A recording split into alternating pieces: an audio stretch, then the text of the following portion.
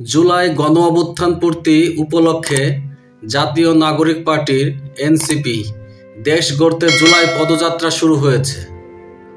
মঙ্গলবার ১ জুলাই সকাল 10:30টার দিকে রংপুরের পীরগঞ্জের বাবনপুর জাফরপাড়া গ্রামে বৈষম্য বিরোধী ছাত্র আন্দোলনে পুলিশের গুলিতে শাহাদত বরণ করা আবু সাঈদের কবর জিয়ারতের মধ্য দিয়ে এই কর্মসূচি শুরু হয়েছে।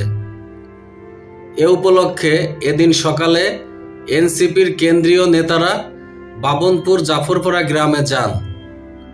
সেখানে কবর জিয়ারতের অংশ নেন দলের আহ্বায়ক নাহিদ ইসলাম, সদস্য সচিব আক্তার হোসেন, মুখ্য সংগঠক দক্ষিণাঞ্চল হাসনাত আবদুল্লাহ, মুখ্য সংগঠক উত্তরাঞ্চল সার্জিস আলম, মুখ্য সমন্বয়ক নাসির উদ্দিন পাটোয়ারি, জ্যেষ্ঠ যুগ্ম সমন্বয়ক আব্দুল হান্নান মাসুদ, জ্যেষ্ঠ যুগ্ম সদস্য সচিব তাসনিম জারা প্রমুখ। পরে তারা শহীদ আবু সাঈদের মা বাবা সহ পরিবারের সদস্যদের সঙ্গে কথা বলে তাদের খোঁজ খবর নেন। এ সময় আবু সাঈদের মা মনোয়ারা বেগম মাথায় হাত বুলিয়ে জুলাই গণঅভ্যুত্থানের এক দফার ঘোষক নাহিদ ইসলামকে দোয়া করেন। আবু সাঈদের মা মনোয়ারা বেগম ও বাবা মকবুল হোসেন অশ্রুসজল ছিলেন। এমন হৃদয় বিদারক পরিবেশে চোখের জল আটকে রাখতে পারেননি এনসিপির অন্যরাও। তারা আবু সাঈদের পরিবারকে সান্ত্বনা দেন। একই সঙ্গে এনসিপির সারা দেশব্যাপী জুলাই পদযাত্রার মাধ্যমে আবু সাঈদের স্বপ্নের নতুন বাংলাদেশ গড়তে কাজ করার প্রত্যয় ব্যক্ত করেন। জানা গেছে, রংপুরের পীরগঞ্জে শহীদ আবু সাঈদের কবর জিয়ারত ও শ্রদ্ধা নিবেদন শেষে গাইবান্ধায় পথসভা ও পদযাত্রা করবে এনসিপি। বেলা ৩টায় রংপুরের পার্কের মোড়, লালবাগ শাপলা চত্বর ও জাহাজ কোম্পানির মোড় পদযাত্রা করে টাউন হলে পথসভা করার কথা রয়েছে। প্রিয় সাংবাদিক ভাই ও বোনেরা, আজকে ১ জুলাই গণ অভ্যুত্থানের ১ বছর পূর্তি শুরু হচ্ছে আজ। ঠিক ১ বছর আগে এই ১ জুলাই আমরা বৈষম্য বিরোধী ছাত্র আন্দোলনের ব্যানারে আমরা একটি গণতান্ত্রিক আন্দোলন শুরু করেছিলাম, যে আন্দোলনে আবু সাঈদ সহ শরিক হয়েছিল হাজারো লক্ষ তরুণ ছাত্র জনতা। কিন্তু আমরা দেখেছি সেই কোটা সংস্কার আন্দোলন থেকে বৈষম্য বিরোধী ছাত্র আন্দোলনের ব্যানারে এই আন্দোলন গণবিস্ফোরণের রূপ নেয়, গণ অভ্যুত্থানের রূপ নেয় এবং স্বৈরাচারী ফ্যাসিবাদী সরকারের পতন ঘটায়। এবং এই পতন ঘটাতে ক্রিয়ানকের ভূমিকা পালন করেছিল আবু সাঈদের মৃত্যু। ১৬ জুলাই শহীদ আবু সাঈদ মৃত্যুর ঘটনা যখন আমরা শুনতে পেয়েছিলাম শহীদ মিনার থেকে, এবং পুরা বাংলাদেশ তখন শোকে দ্রোহে কেঁপে উঠেছিল। এবং ১৬ জুলাইয়ের পর থেকে এই আন্দোলন অন্য দিকে মোড় নেয়।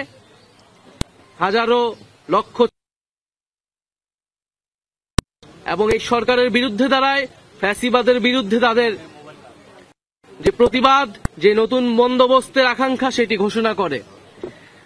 আমরা আমাদের যে জুলাই পদযাত্রা, যেটিকে আমরা বলছি দেশ গড়তে জুলাই পদযাত্রা, যে আমরা স্বৈরাচারী ফ্যাসিবাদী সরকারের পতন ঘটিয়েছি, আমরা তার ব্যবস্থার বিলোপ চেয়েছি, কিন্তু যে একটা নতুন দেশ গড়ার জন্য যে উদ্যম দরকার, এখন যেই আমাদের গঠনের জন্য, রাষ্ট্র গঠনের জন্য আমাদের কাজ করা দরকার, সেই রাষ্ট্র গঠনের জন্যই আমরা মূলত এই জুলাই পদযাত্রা, যেখানে আমরা সারা বাংলাদেশের মানুষের সাথে, ৬৪ জেলার মানুষের সাথে আমরা কথা বলবো, আমরা তাদের কথা শুনবো।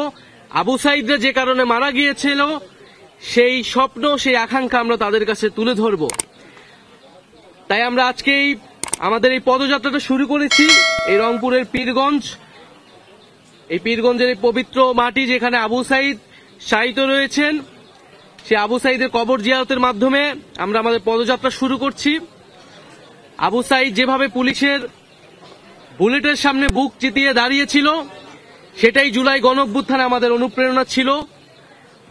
এবং আবু সাঈদের মতো অন্য সকল শহীদেরা আমাদের যে লড়াই, ফ্যাসিবাদী ব্যবস্থা বিলোপের বিরুদ্ধে আমাদের যে লড়াই, সেই লড়াইয়ের অনুপ্রেরণা।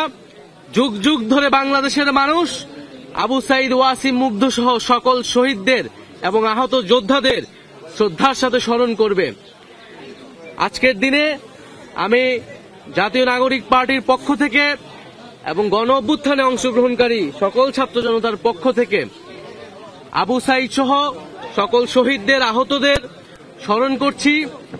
এবং আমাদের যেই দাবি ছিল যে বিচার, সংস্কার এবং নতুন সংবিধান, সেই তিনটি দাবি আমি আজকে আবু সাঈদের কবর থেকে পুনর্ব্যক্ত করছি যে একটি নতুন বাংলাদেশ গড়তে হলে আমাদের অবশ্যই বিচার, সংস্কার এবং গণপরিষদ নির্বাচনের মাধ্যমে নতুন সংবিধানের দিকে যেতে হবে।